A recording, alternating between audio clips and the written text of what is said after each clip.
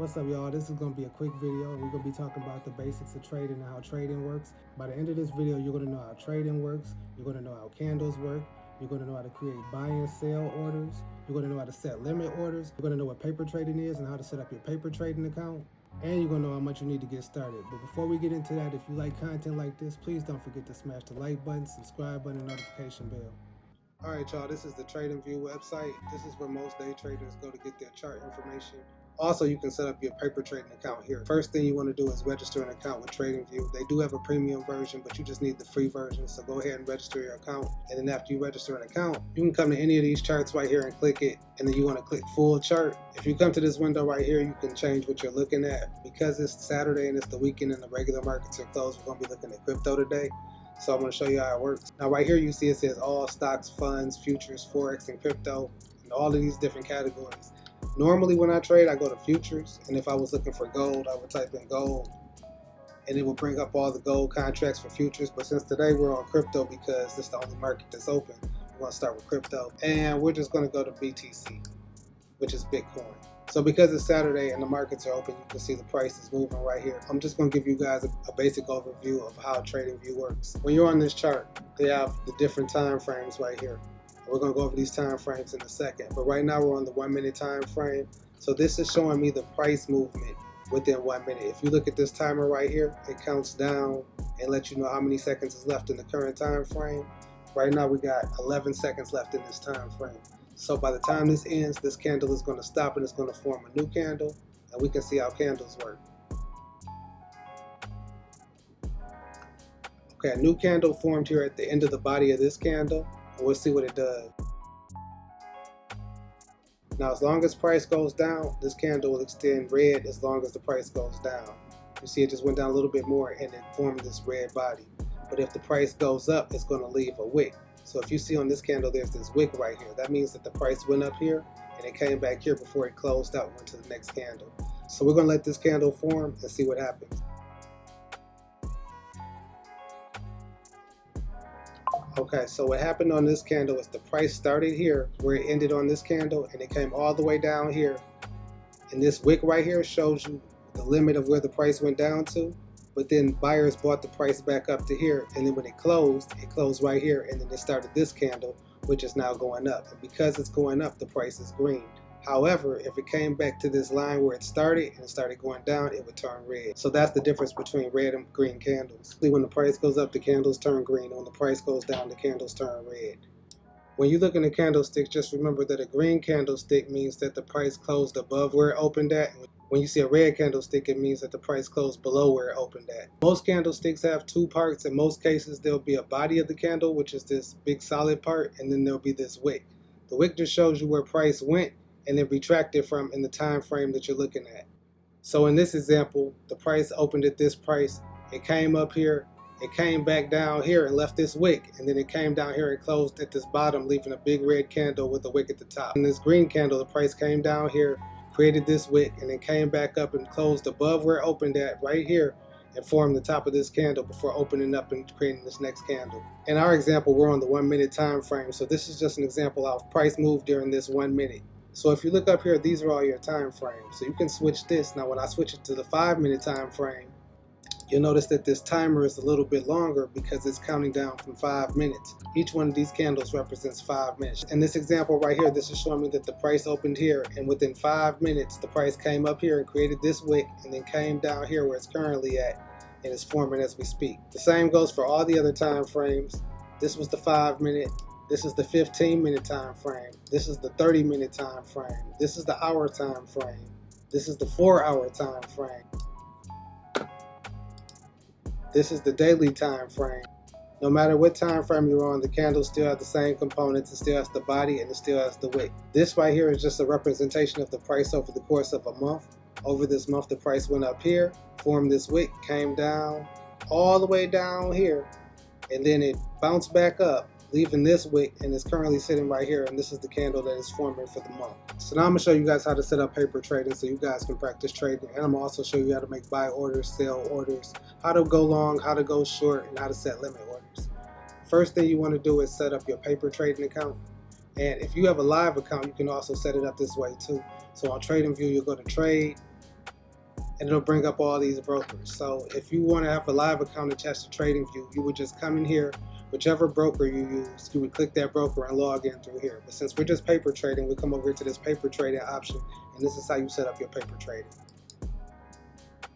Once you click that, it tells you to connect, and it'll automatically set you up with an account. It usually sets off by default with $100,000. If you ever want to change the amount of money that you're paper trading with or reset the account, you can reset it at any time. It doesn't cost any money. You just come to settings right here, and you go to reset account, and then you can put however much paper money you want in here to practice trading with, and then you can click reset.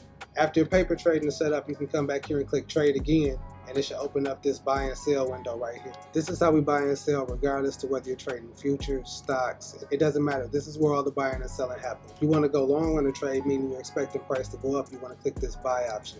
If you want to go short on a trade, meaning you're thinking the price will go down, you want to click the sell option. Both of these options have these same options right here, and there's a lot here to look at, but we're just going to focus on what's important for this video. The two type of orders you can get into is a market order and a limit order. No matter if you buy or sell, you're going long or short, you can have a market or a limit order. A market order means that you're getting in at whatever the price is currently. You're not looking for a specific price to get in, you want to get in now. If I do that with the buy order, I'll get in long expecting the price to go up at this current price. If I do this with a sell order, I will get in at the current price expecting the price to go down. Limit orders, however, if you want to buy or sell at a certain price. So let's say I wanted the price to come back up here and I expected to go short, but I wanted price to come up here first to catch a movement downwards. What I would do is click this limit order. It'll bring this on the screen. I can move this around, I can drag it and drop it. If you look over here, this is the units. This is very important. This is how many you're buying or selling. If I click this, I can just change the amount. The more contracts you have, the more risk that you're putting on the table for the trade. So the higher this number is, the more you're risking. So let's say I wanted to get a limit order here so I could short as soon as the price came up here. What I would do is I would drag this to wherever I wanted and click the sell button. When I click the sell button, it changes a little bit, and then you no longer see that sell button, and that's how you know it's activated. So if price comes up here, because this is an active order, it would automatically put me in a short position as soon as it touches this limit. You'll also notice this SL and TP option right here. SL stands for stop loss, and TP stands for take profit. You put your take profit where you think the price will go. So if I come down here, I can drag this wherever I wanted to, and it'll show me how much profit I'll make if it comes to that point. And the stop loss is the maximum amount that I'm willing to risk.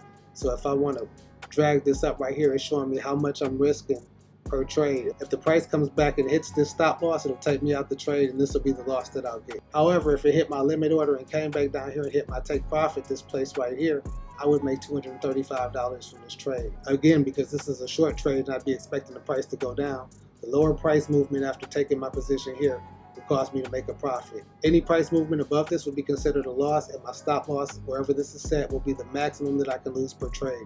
If I set it all the way up here, the max I could lose is $146, but if I set it down here, the max I could lose is $53, and this changes no matter where you move it.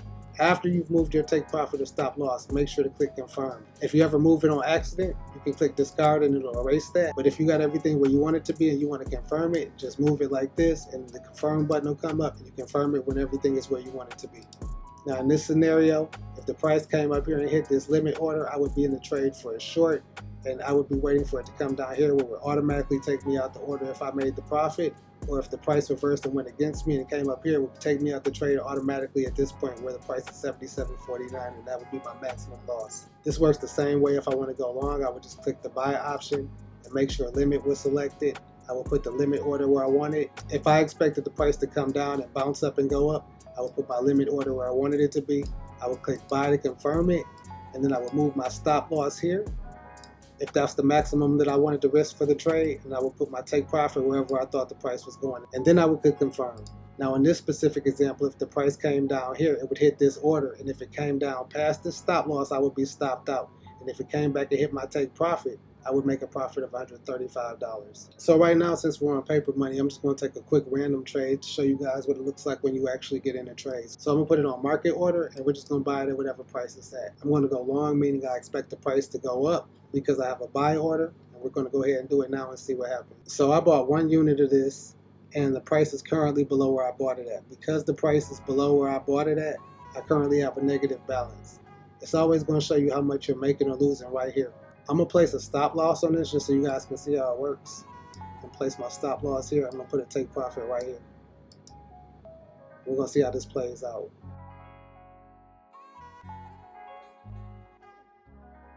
Now that the price is above where I bought it at, you can see I'm currently in a profit. Oh, it hit my stop loss. So I was automatically taking out the trade because the price came down to hit my stop loss. Now let's do this again, and this time we're going to go short and see what happens. So we're going short right now. Now if you're ever in a trade and you just decide that you don't want to be in the trade anymore, you decide that you want to close that trade, you can always click this X. It'll bring up this menu and you can close your position right here. I'm not going to do that right now, but I just wanted to know that was an option. So we're going to put a take profit right here and see if we can take a profit real quick just to see. Okay, right now we just hit our take profit order and it took us out the trade. When it hit your stop loss here, take profit, it automatically cancels the other order. So the stop loss is no longer there because it hit the take profit. In the other example, the take profit was no longer there because it hit the stop loss. Whichever order it hits first cancels the other. Another part of TradingView that you need to know about is the watch list. The watch list is basically like your favorites. So the watch list is over here. I'm going to stretch this out so you can see it. Now mine is already set up, but you see it's got this plus sign. You just click this plus sign. You can add whatever you want for whatever you're trading. So since I trade futures again, I will come back to this and I will click futures. And if I wanted to add something, everything that I trade is already added. But if I wanted to add something, you just click this plus sign and then it adds it to the bottom over here. And then you can drag and drop it wherever you want it. I don't need this, so I'm going to delete it, but I was just showing you how to add stuff to your watch list. Now, the most common question people ask me is how much you need to start trading.